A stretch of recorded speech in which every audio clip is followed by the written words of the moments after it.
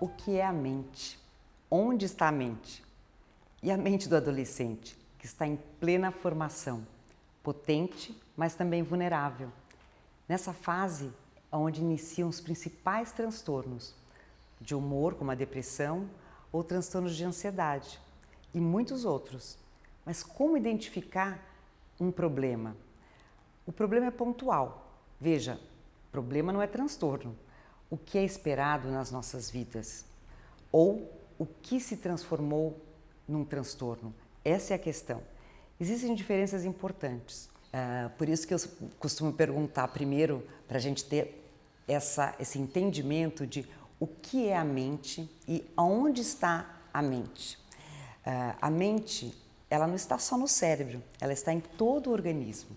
Se a gente pensar no exercício da atenção plena, do mindfulness, a gente vai vivenciar o que é a mente estar em todo o organismo. E isso é muito importante quando a gente fala do adolescente, porque o adolescente, ele é tão intenso que é muito importante que a gente traga essa dimensão para ele de integração desse cérebro com esse corpo.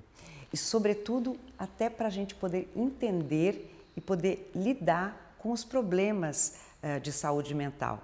Veja bem, problema diferente de transtorno.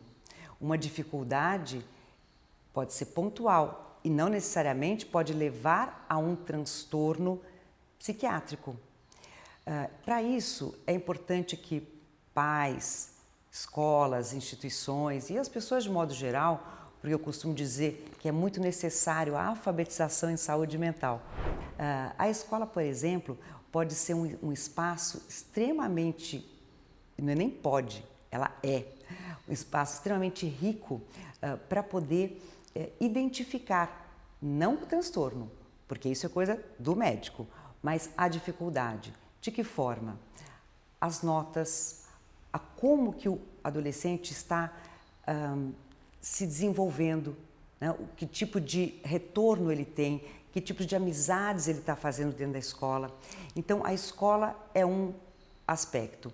Outro é o tipo de amizades, se ele tem amigos, relacionamentos, se também, como que é o autocuidado, se ele se cuida, se ele se preocupa consigo em questão da alimentação, do aspecto físico e até do tipo de roupa, como que é o autocuidado, até em relação a banho.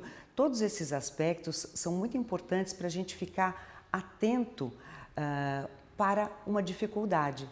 Então, isso a família também pode ficar bem próxima e principalmente a família se conectar com os interesses do adolescente.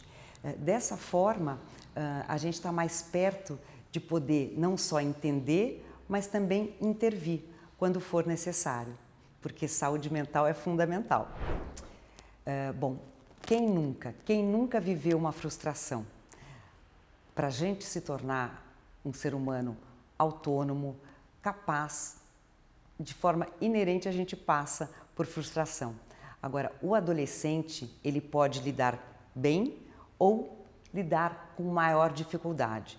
Isso porque a frustração, que é vamos dizer, uma competência emocional que todos os seres humanos, vamos dizer assim, desenvolvem, porque a frustração, ela é até um refinamento do cérebro humano.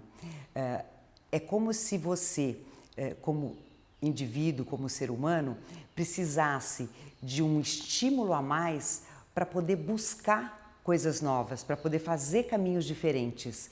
Então, a frustração, ela traz, em termos de cérebro, uma condição que dificulta a passagem da dopamina ali pelo sistema de recompensas. Dopamina é aquele neurotransmissor que gera prazer.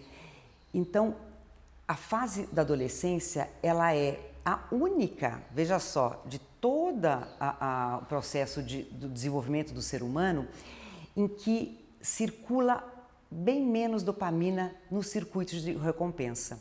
Então, por isso que o adolescente ele vai ficar mais desanimado ou vai precisar de maior das coisas com mais intensidade, para que ele possa produzir mais esse neurotransmissor que é tão ligado ao prazer.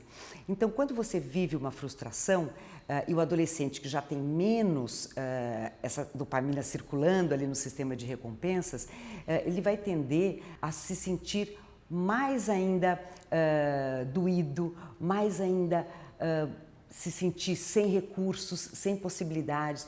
Por isso a importância de poder caminhar com esse adolescente no sentido de ajudá-lo a pensar nas possibilidades. Bom, você queria passar nessa prova e não passou. Como é que você pode fazer diferente? O que você aprendeu com este erro, né? E tentar usar a frustração como um recurso de potencialização, treinando também competências emocionais, como a empatia, eu me colocar no lugar do outro, eu vou às vezes nivelar o meu nível de expectativa. Se eu me coloco no lugar do outro, eu vou entender que talvez eu não deva colocar tanta expectativa na ajuda ali do colega para conseguir fazer um trabalho, porque você vê que o colega de repente não está legal. Então, são várias as competências que incluem também o otimismo. Se a gente acredita que as coisas podem ser melhores, a gente também passa pela frustração de uma maneira mais potente. E com isso, a gente vai criando fortalezas, a gente vai criando um repertório, que eu digo de ferramentas, para a gente enfrentar a vida adulta. Porque frustração, ao contrário do que todo mundo pensa, passar por uma frustração é potência.